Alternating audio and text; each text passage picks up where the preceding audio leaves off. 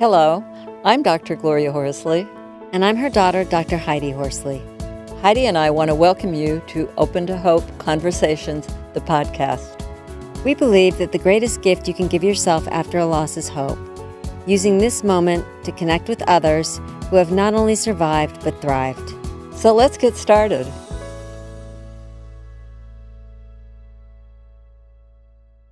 Welcome to the Open to Hope Show. I'm your host, Dr. Gloria Horsley, with my daughter and co-host, Dr. Heidi Horsley. Well, Heidi, we have got a great question today that we wanted to answer from Randall. Last night in my bereavement group, one of my members suggested that it was important to educate friends and family on how to treat the bereaved. Do you have any tips on the do's and don'ts of bereavement support? Wow. Well, first of all, Randall, a male in a bereavement group. Good for you, right, Heidi? Yes, I love that, because what you usually see is about 75% of grief groups are female. Yeah, and we worry about the guys. The more we can get the guys in there, the more guys will come, because they'll see Randall and they'll say, oh, this is a group for guys too. People don't know how to treat the bereaved, right? Absolutely. And I also think people try to fix it. They go right to fixing mode.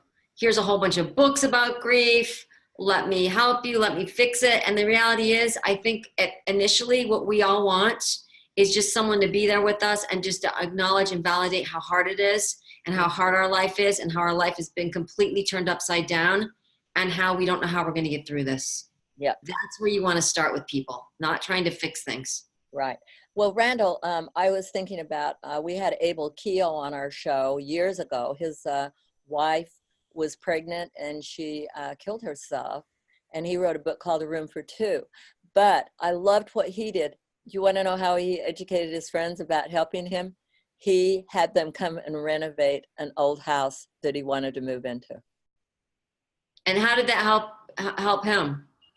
They all worked with him side by side, shoulder to shoulder, guys working together. He invited them to come and help with his renovation.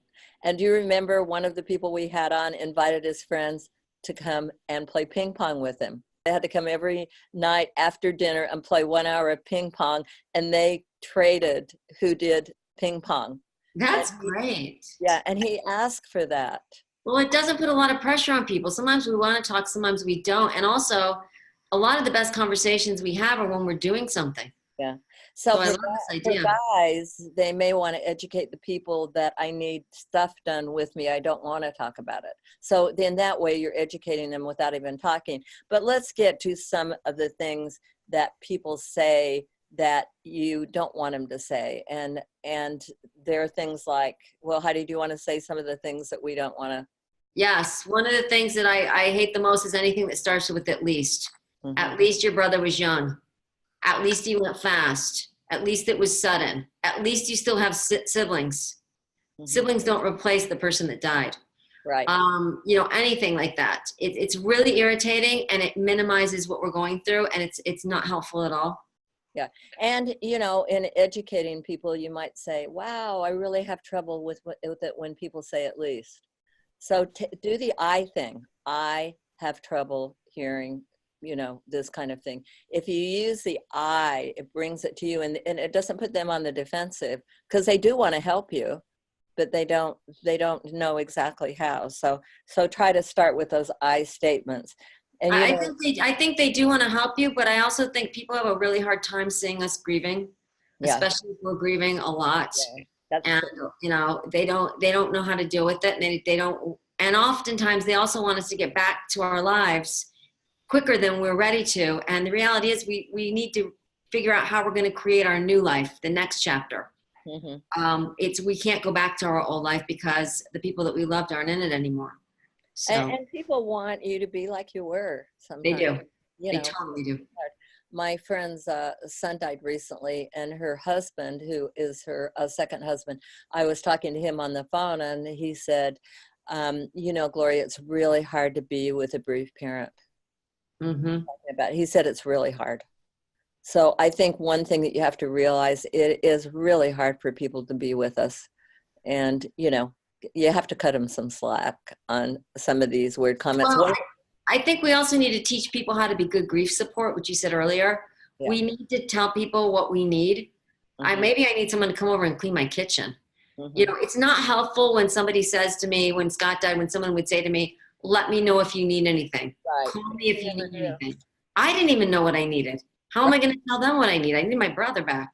Yeah. I mean, so sometimes we need support and we need help, but we don't know. So if you can be more proactive than that, go into somebody's home, sit with them, kind of look around and see what they might be needing. That could be helpful. Yeah. And also we love to hear stories.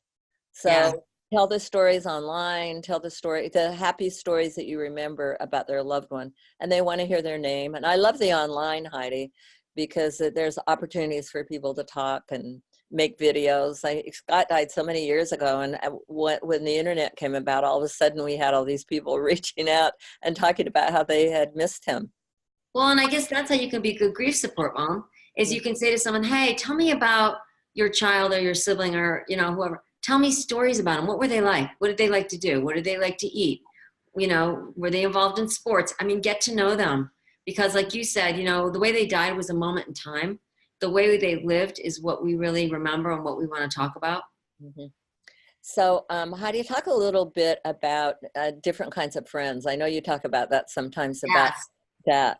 I love this idea because I used to get bitter when all my friends weren't good grief supports. And then I realized you have like different friends in your life. Some friends are there to actually distract you from your grief and to play and they're your shallow friends. They're there to take you away from it, right? They're there to take you away and to play and have fun and not to bring it up. And that's a break for you. Some friends are there to really go deep into it and support you, and you can cry on their shoulder and they're there for you. There's different friends that have different responsibilities in your life and then different relationships with you. They're not all going to be good grievers. Mm-hmm, exactly. And you'll lose friends. I mean, not everybody's going to be good grief support, and you will meet new friends. So there will be people who are really a good grief support. They just do a good job. I remember this one family, we knew them, but we didn't know them well. And man, they took over an elf thing for Christmas and gave us little presents as a surprise and rang the doorbell. And they did that. Yeah. And that's how they reached out to the world. So there are people who are really good. You'll meet new friends, but it's hard when some of the old friends leave, isn't it, Heidi?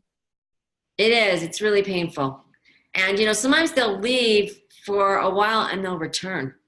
Mm-hmm. As you are at a different place in your grief journey, it could be years later, they all of a sudden return. So you've got to figure out, do I want them in my life? Mm-hmm. Be careful about saying never. I never want them in my life again, because I've actually brought people back into my life that basically ditched me for several years after Scott died because they couldn't deal with it. Right. And as I changed in my grief journey, they came back. Yeah. And yeah, you have to decide whether you want to welcome them back into your life again. Right. So that's an important thing to do.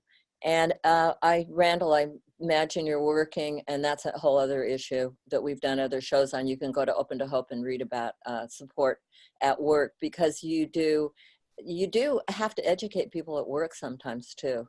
And I actually went into the school district when my son was killed and did classes. They would let me do a class every year, their health program on dealing with grief and loss for the kids. So there are different ways that you can educate people. You can actually formally educate them.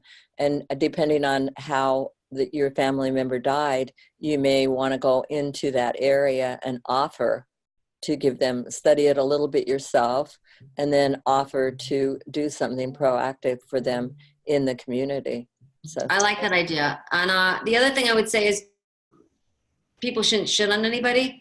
So whenever someone says you should be doing this, or you should be doing that, or you should be over it, or you should have closure, that's not helpful. And we've always said on our show, closure is for bank accounts, not love accounts. Mm-hmm. And you don't get over somebody, you learn to live without them in your life. And that's what we want to do, and live with them in different ways, continue bonds with them in a different way. Absolutely. And, particularly you're talking about teaching people to good grief support. If you've had that loss, you've got a lot of family members in that circle who are suffering the same loss.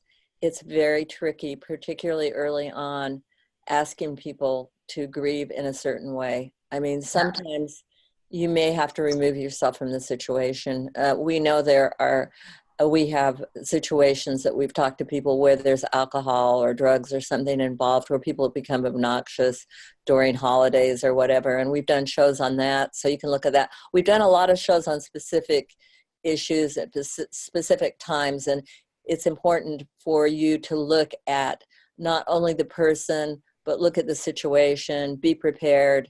If there are things that you feel like people aren't good grief support, and it happens every time, you need to figure out how to remove yourself from the situation, or, because you have to deal with family. Yeah. Right. Well, and there's going to be toxic people after a loss that you kind of want to try to avoid if you can. Mm-hmm. I mean, if someone's bringing you down and making you feel worse, you don't want you want to limit the time and the exposure you have to that person. Yeah. Sometimes you need to take a person break or something. I agree. Give yourself do a spring cleaning. Do a spring cleaning with friends. Somebody told me it was what did he call it? A Titanic Rolodex. I love the old days of Rolodexes. Go through your Rolodex and clean it out. And maybe you need to go through your Facebook page and clean it out, or whatever. If you have, and social media can be really difficult at different times. So you might decide what you want to do with all that, whether it's supportive or not. And take a news break. Take a computer break, take a social media break, Well, I think social media is hard because, you see all these people with families that are intact that haven't had a loss. Mm-hmm. And it just seems like everybody's so happy on Fraud Book, as I call it. Because, people are putting out their best selves on Facebook. So, that's not reality. And so then we compare our lives, and our lives just fall short all the time. And then we feel horrible. We feel worse than we already feel when we see these perfect families out on Facebook. Yeah. So anyway, think about taking some breaks. And Randall, thanks a lot for the question. I'm, as Heidi and I both said, good for you being in a grief support group and trying to deal with this and trying to figure out, if you just thinking about educating people makes you think about the things that you like and don't like. And it's your journey, and good for you embracing it. Thank you, Randall. And Heidi and I always want to remind you that if you've lost hope, please lean on ours until you find your own, and God bless. I'm Dr. Heidi Horsley. You have been listening to Open to Hope, the podcast. You can follow Open to Hope on Facebook, Instagram, and Twitter. To learn more, visit us at opentohope.com and go to Apple Podcasts to subscribe. I'm Dr. Gloria Horsley. Join us again next week for another Open to Hope conversation, where we invite you to lean on our hope until you find your own.